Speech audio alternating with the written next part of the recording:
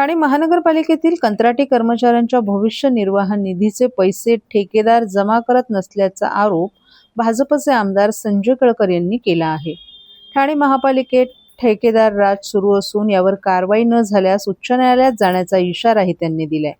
अतिरिक्त आयुक्त प्रशांत रोडे यांच्याशी झालेल्या बैठकीनंतर आमदार संजय केळकर यांनी ठेकेदार कर्मचाऱ्यांना 4-4 महिने वेतन देत नसून पालिकेकडे पीएफच्या रकमेची कोणतीही माहिती उपलब्ध नसल्याचं केळकर यांनी सांगितलं। यावर पीएफ रोखणाऱ्या ठेकेदारांची बिलं रोखण्याचे आणि 7 दिवसात माहिती देण्याचं आश्वासन अतिरिक्त आयुक्तांनी दिलं असल्याचं संजय केळकर यांनी सांगितलं।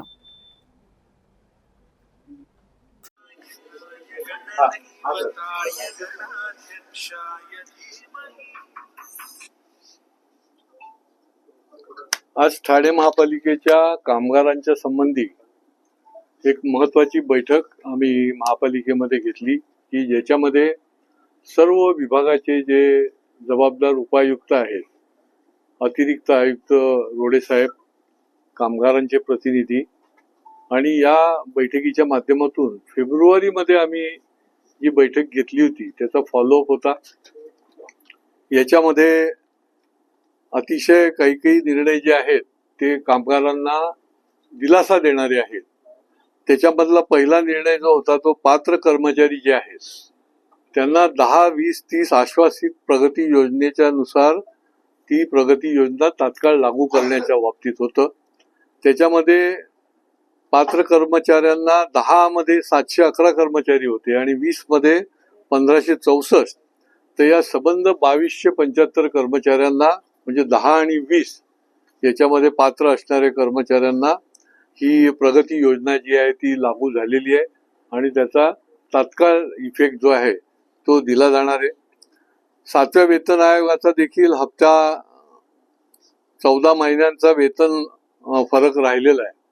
म्हणून आर्थिक महापालिकेची स्थिती चांगली झाली की ते देखील त्यांना तो हप्ता जो आहे तो मिळणार आहे, कारण त्याची रक्कम जी आहे ती फार मोठी आहे आणि त्याच्यामुळे ते देखील होणार आहे।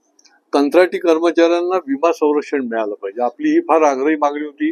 कर्मचाऱ्यांनी महापालिकेसमोर आंदोलन पण केलं होतं आणि आता हा विमा हक्क जो आहे कर्मचाऱ्यांना तो पुढच्या महिन्याभरामध्ये त्याचं कॅल्क्युलेशन करून ते प्रत्येक कंत्राटदाराला स्पष्ट त्या ठिकाणी निर्देश देणार आहेत।